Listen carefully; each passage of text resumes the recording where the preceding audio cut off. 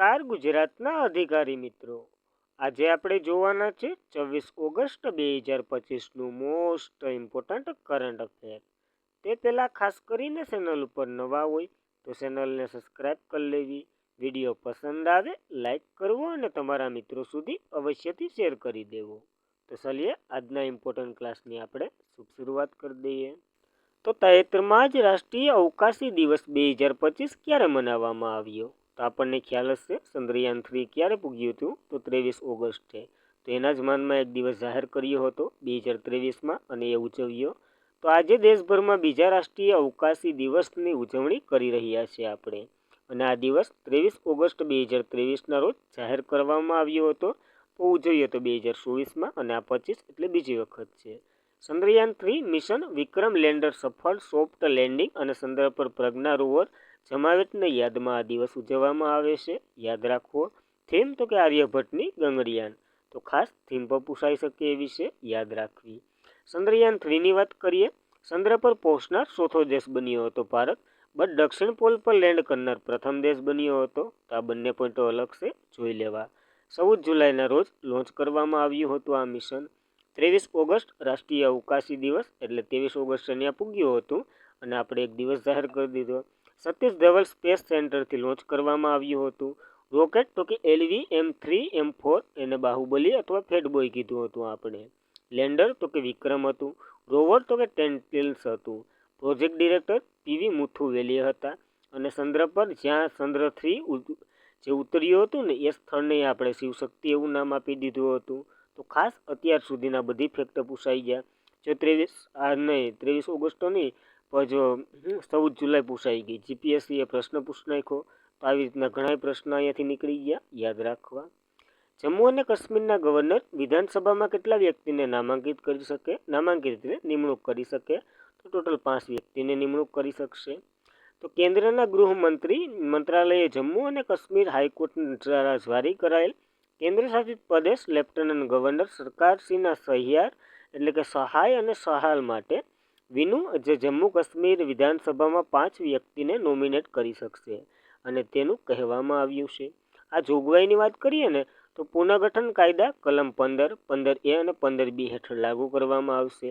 આનો ઉદ્દેશ્ય તો કાયદાકીય પ્રક્રિયામાં ઓછા પ્રતિનિધિત્વ ધરાવતા સમુદાય અને વિસ્થાપિત જૂથોમાં સમાવેશ સુનિશ્ચિત કરવામાં આવે.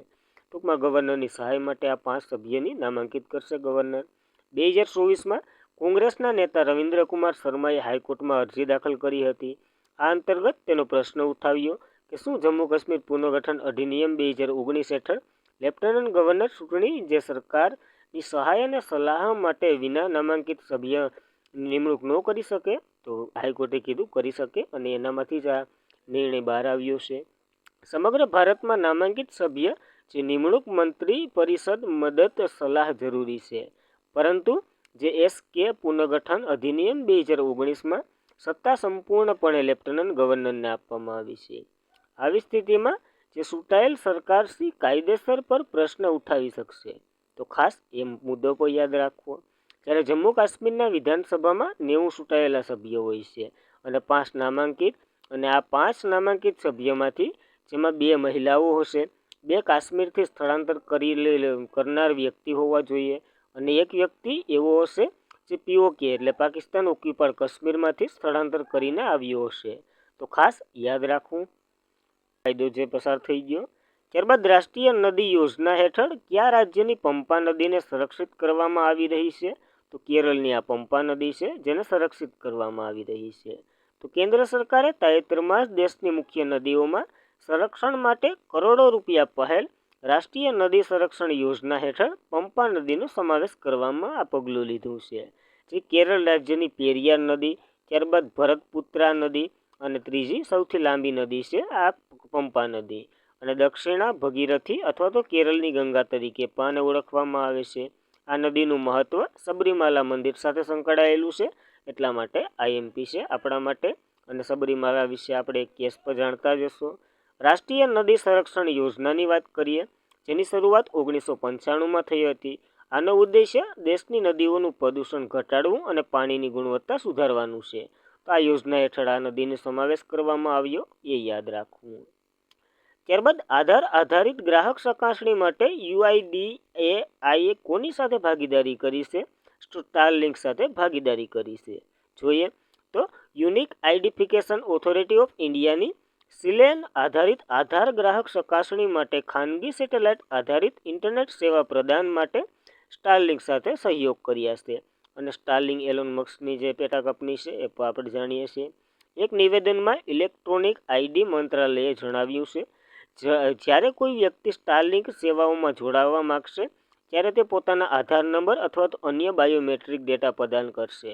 હવે યુઆઈડીએ આ ડેટા તપાસ કરશે, પુષ્ટિ કરશે તે વ્યક્તિ તે જ હોવાનું દાવો કરશે અને સ્ટારલિંક યુઆઈડીઆઈની જે પછી કહે કે હા આ વ્યક્તિ એ જ છે, તો એ સ્ટારલિંક સાથે કનેક્ટેડ થશે અને એની સેવાઓ મળી શકશે. એના માટે જે સ્પેસની શું કહેવાય ટેકનોલોજી અથવા તો ઇન્ટરનેટ પ્રોવાઈડ કરશે, એવી રીતના ઘણા ફાયદાઓ છે આનાથી.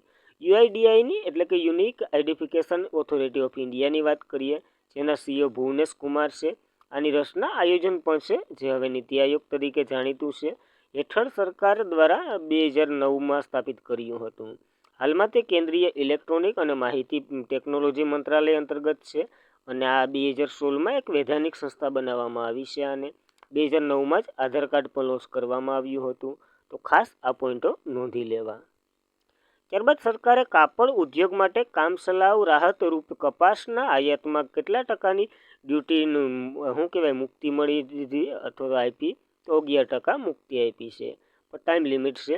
તો કેન્દ્ર સરકારે 19 ઓગસ્ટથી 30 સપ્ટેમ્બર સુધી કપાસ પર આયાત જકાત મુક્તિ આપી 11%, જે ઉદ્યોગ જૂથ માગને પૂર્ણ કરશે અને જે મુક્તિ આ ક્ષેત્ર વધુ સ્પર્ધાત્મક બનાવવામાં મદદ કરશે.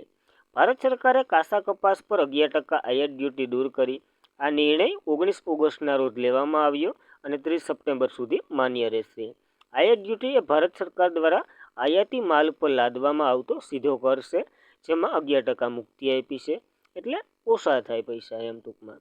એક પેડ માં કે નામ અભિયાન હેઠળ 6 કરોડથી વધુ વૃક્ષો સાથે ગુજરાત ભારતનું 3જા ક્રમનું રાજ્ય બન્યું છે.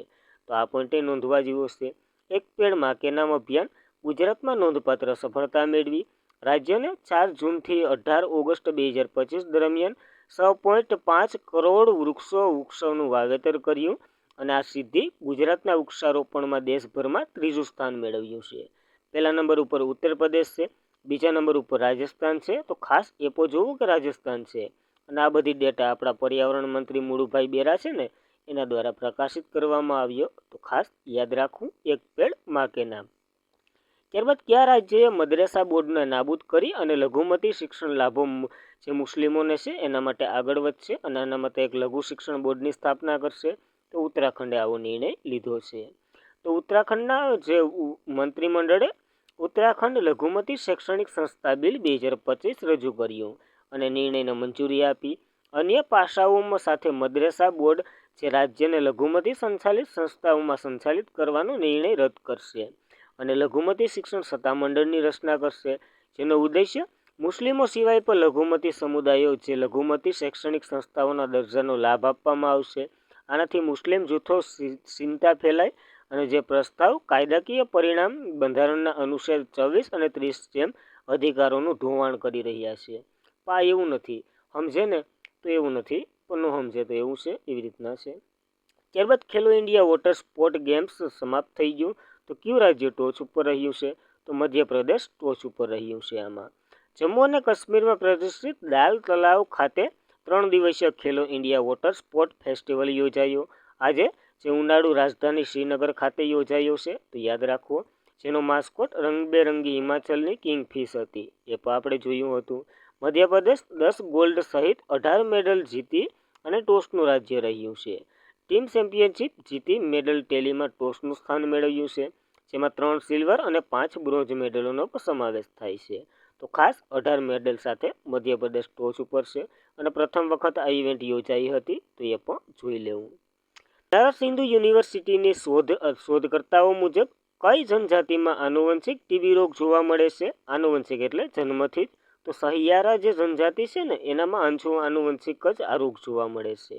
તો બનારસ હિન્દુ યુનિવર્સિટીના અન્ય 4 સહયોગી સંસ્થાઓના શોધકર્તાઓ મુજબ જે આનુવંશિક અભ્યાસ મધ્ય ભારતમાં જે સહિયારા જનજાતિ છે ને એમાં ક્ષય રોગ એટલે કે ટીબી અસામાન્ય રીતે ઉષાદર સાથે સંકળાયેલ સંભવિત આનુવંશિક રીતે જોડાયેલ છે. તો ખાસ એ પોઈન્ટ પર નોંધવો. અને સહિયારા મૂવી પણ હમણાં બહુ સરસામાં છે. ટીબીની મુખ્યત્વે ફેફસાના પ્રભાવિત કરે છે. એની રસી બીસીજી એટલે કે બેસલિન કેમિક ગેરિન છે. શબ્દ ટીબી જે દિવસ આપણે ઉજવીએ છીએ ને એ 24 માસે ઉજવીએ છીએ. આનું લક્ષ્ય ભારતનું 2026નું છે. આના માટે આપણે નિશ્ચય પોર્ટલ ચલાવીએ છીએ. તો ખાસ આ પોઈન્ટો પર નોંધવા ટીબી માટે. ત્યારબાદ જસ્ટિસ ડેનિસ જસ્ટિસ લોસ પુસ્તકનું લેખકના નામ જણાવો.